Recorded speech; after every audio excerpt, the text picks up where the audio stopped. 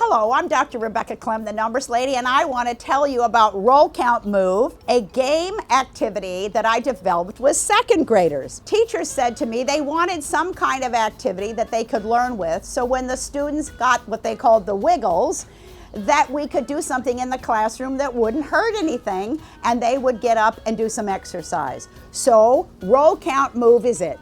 It is a ball, which makes it a game, but it's also a dodecahedron. Dodeca meaning 12, dodecahedron. The main way to play the game is that one child rolls the ball, a number comes up, like the 8.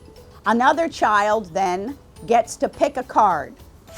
This one is to do the funky chicken. That means you do the funky chicken together as a group 8 times. And if you get me, it's a free space and the child can name their number. The other thing with the cards, you can actually with tape construct a solid dodecahedron with tape around it, and if you do 6 of them, you have like a vase and another 6, and they will go together and create the solid dodecahedron. This is good for community centers, for classrooms, for friends, houses. Roll, count, move, keep them busy, keep them going, and keep them learning.